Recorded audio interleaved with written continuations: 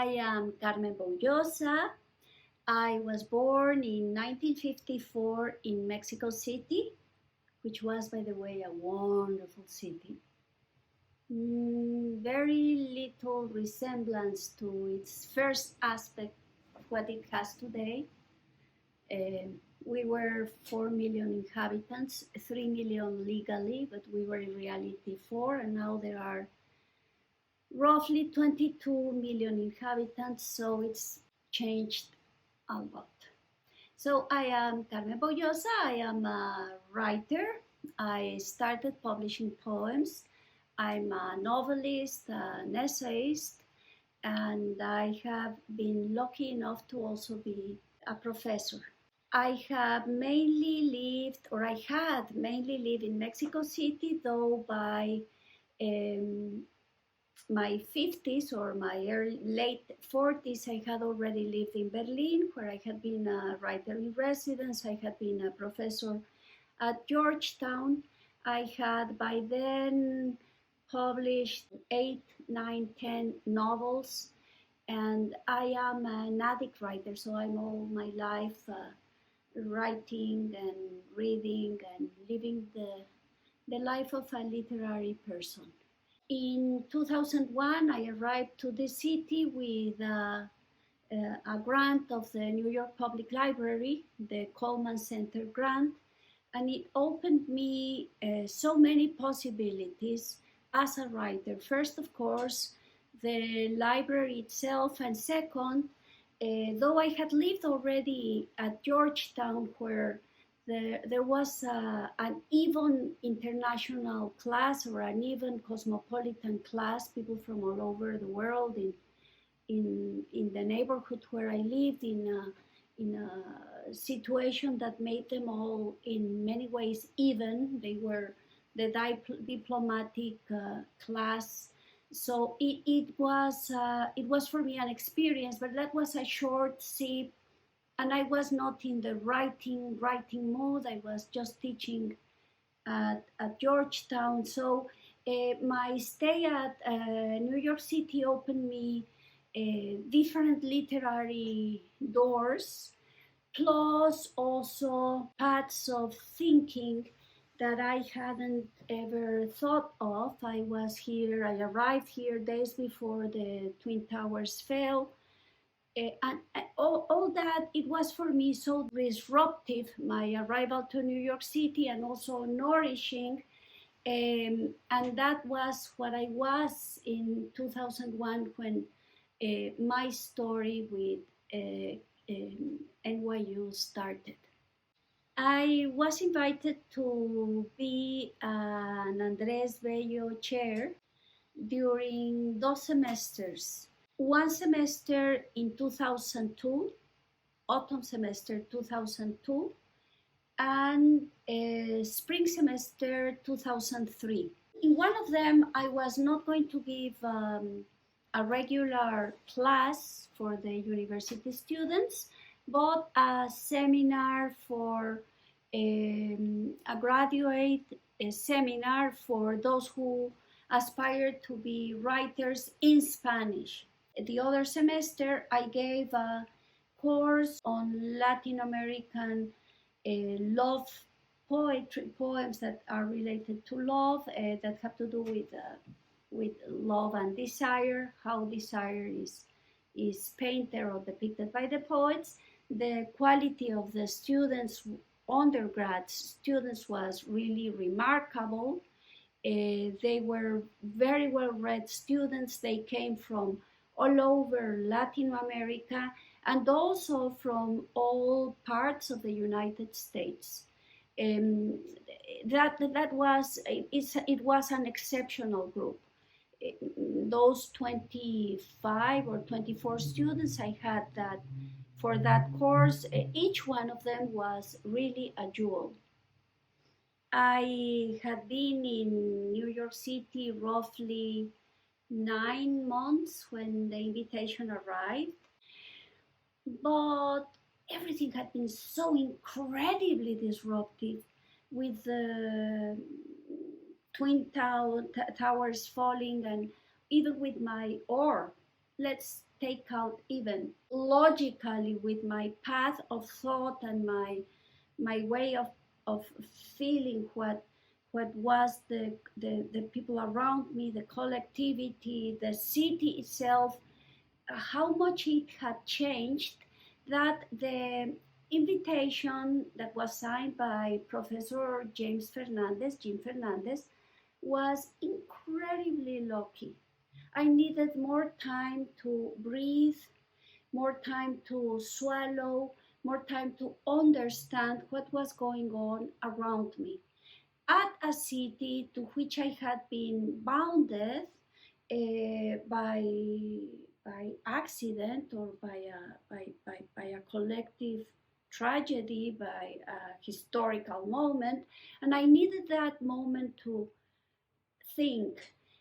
I had arrived to the Coleman Center with a well swallowed idea of what was going to be my project, and I was totally unable to wrap it or to work on it, focus, because all around me was, I wouldn't say just moving, but falling into small pieces.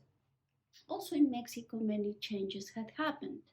The PRI, the party in power that had ruled even before I was born, stably the whole country, on its opacity and its audacious way of protecting a ruling class, had finally, thanks to the fight of my generation and at least two previous ones to mine, had been ousted by democracy, by the votes. First, we had to fight to get the institute of that was taking care of the votes and counting them and supervising it, shape it as a civilian institution. And then the truth is that the majority wanted the PRI out. So the new president was by far not what we had desired. So it was itself a moment of deception and a sense of betrayal of the inertia of the desires. It was a very peculiar moment in my life. And at the same time, it was a moment full of light, a luminosity moment. Even the tragedy of the Twin Towers filled my vision with the dust of them falling down. That white dust filled my eyes with a certain kind of luminosity, a vision. Everything was shattered light, but light itself. So the invitation of the King Juan Carlos Center to occupy the Andrés Bello Chair was, from my side, very much welcomed. It was my chance to breathe deep and try to nail back the pieces of my understanding of what I had, or we, the world, or we, my communities, my Mexico City community, my New Yorker, newly acquired city had gone through. And I arrived there with an incredibly generous offer. I had to teach, in reality, only one course for NYU students, and a seminar for graduate students of NYU, or even visitors were accepted, a creative writing seminar. But the main course was whatever I wanted to do. And my appetite was to go back to our tradition, to the Spanish-speaking tradition. Mainly the Latin American is the one I was more familiar with then, or I thought I was more familiar, and rethink what was our idea of poetry and desire during the 20th century, the poet's idea of poetry and desire. So I gave a course of poetry and desire in Latin American authors during the 20th century, and at the same time, I needed to place my own imaginary with the whole um, capital of our language. So I gave 3 lectures at the King Juan Carlos Center that gave me or helped me build a path for my novels to come and my poems to come.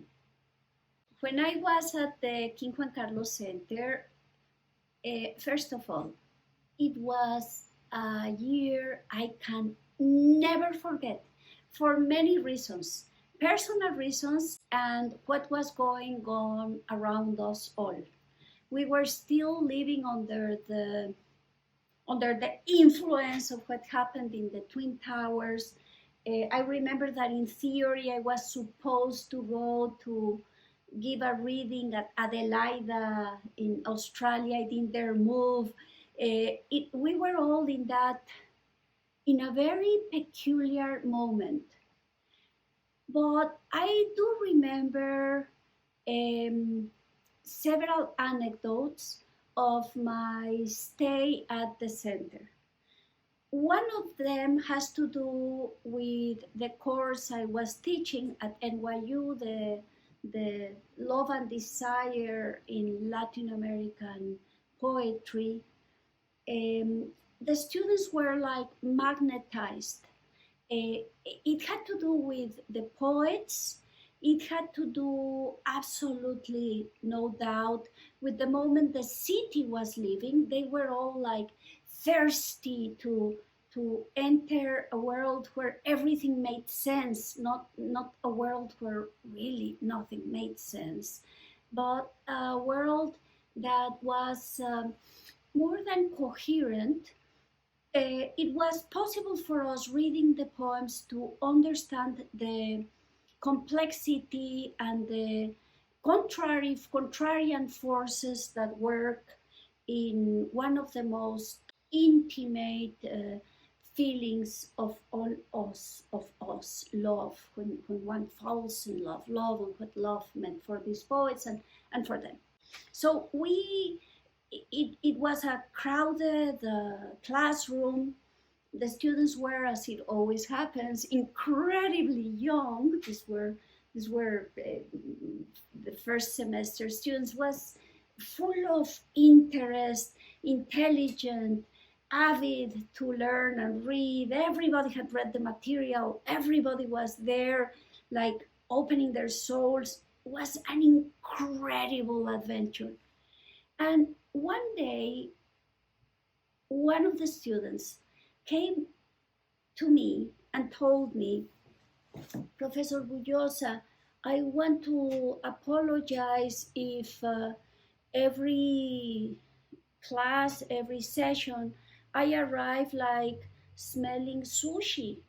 I work at a sushi restaurant as a waiter during the other hours, and I always rush to the class, and I feel I'm carrying this smell. It was for me so sweet. Of course, I had never smelled sushi, nor in him, nor during the classroom. And of course, it was also a way of him bringing up to an academic space his own struggles of daily life. He's running out of the restaurant. His worries about how he was felt about the other ones. That was so incredibly sweet. Then another anecdote. There was one Mexican student from Monterrey and a woman student from a Nordic country. And they had or were falling in love. So while we were reading Rubén Darío, Amado Nervo, Neruda, Alfonsina Storni, Gabriela Mistral, we were reading these poets. I was seeing this couple, young, radiant couple, falling in love each moment more. So it was, very few moments of my life I have had this excitement of participating in something that was holding a group of persons from different countries, all of them young except me. They were so young, and at the same time uh, entering their most intimate feelings. So I do remember those two beautiful anecdotes, and if I do have time to tell another one, I want to share. I was, because I had decided to talk, connecting some Latin American authors and Golden Age authors with issues, paintings that were more always thought of a tradition of modernity, not what we normally think as part of the Golden Age or what as part of the colonial Latin American, but as it pulled all the literary thought of our language into our modernity, our most modern scientific, connecting us with a university of thought. And I was, while doing this movement that was not what I had been doing in my novels or in my essays or in my poems before, while I was doing this, I gave 3 lectures at the King Juan Carlos, and I attended the other lectures that were given there. And I remember one by Ana Dopico, extraordinary lecture about the Moorish when they were thrown out from Spain. And it gave me an addition. I obtained there an addition that helped me in a non-rational way, in a way that I can still understand, gather several of my literary obsessions and moral obsessions and ethical obsessions. And from it, I gathered finally the material to write a novel I had been trying to get through. La Otra Mano de Lepanto, that I was able finally to finish like 2 or 3 years later. But it was not only the lectures I gave, the experience of working with the students, but also listening to my colleagues, to the colleagues I was that year, privileged enough to listen to while I was there a fellow at NYU at the King Juan Carlos Center.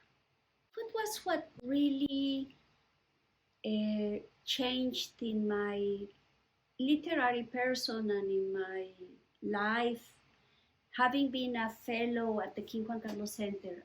Many things. It was a complex year. I was also starting a relationship with who is my husband, or has been my husband already for 16 years, and he fell sick while I was teaching. So I had to go through the difficult experience of seeing somebody that you have fallen in love with and who seemed to be so full of life, and so that strange feeling and magnetism one has when one falls in love with somebody, that you think they are immortal. In reality, the beloved, the one you fall in love with, you think there's a sense of immortality. And I had to go through that, but it adds to the incredibly powerful and complex mix that my stay as an Andrés Bello Chair at the King Juan Carlos Center had on my person. It gave me a sense of fragility, and it also gave me a sense of how incredibly important it is to position yourself aside your fellows and to really tag yourself and look around at those that have light to guide you through the experience. And the King Juan Carlos Center gave me the perfect space to look around and see between the students, the college students, the postgraduates, the graduate students, the professors, people that passed by at the King Juan Carlos Center, that were a very interesting mix, mainly Spanish speakers, but also from all through Latin America and Spain, but also that kind of Americans that are very interested in our universe, which is not so usual. Latin America and Spain do not play the imaginary role they should be playing in the USA. And the King Juan Carlos Center gives a space or opens up a window to help the cultivated Americans really look at the energy, the power, the strength of our tradition, the cultural, the intellectual, the artistic tradition of our joint culture, the tradition of the Spanish-speaking world.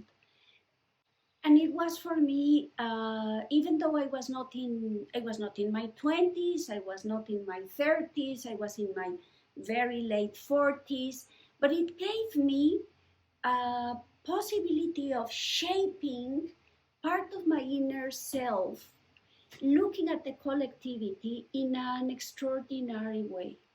If I ever write my memoirs or my intellectual biography, I will have to mention how important it was.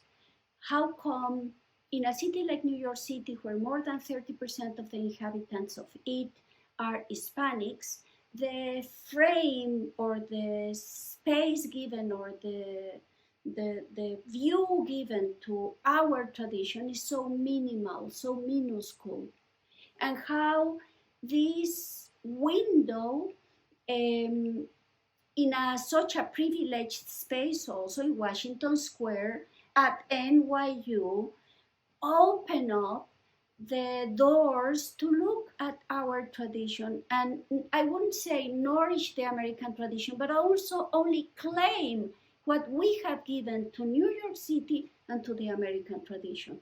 So for me, it was very important. Also, I am a Mexican, and Mexico has a difficult relationship with the USA. So it gave me a space of real dialogue with that country, and it was given to me through this institution. I cannot underline enough how important are those few institutions, and one of them is the King Juan Carlos Center, that opens New York to the cultural capital of the Hispano-American world. New York was founded, when it was founded, not by the Brits, but the Dutch. It was part of the Caribbean world. It is related since its origin to a multilingual community of countries, islands and countries, and that was kind of stopped during the British government or the British years, the Brit Empire years. But with the American Revolution, again, New York looked towards this natural current. And that natural current is the Latin American world. Latin America fed New York and helped it turn between being a port of very relative importance into a financial capital of the world. The truth is that New York is our sister, the sister of Latin America and the Spanish-speaking world. but it is a selfish sister.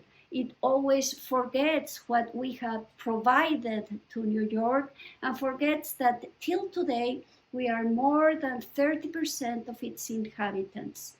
It is important that the King Juan Carlos Center, positioned as an established institution, continues opening the eyes of New York City to the creators, thinkers, researchers, the academic world, and also the artistic world of our and literary world of our language.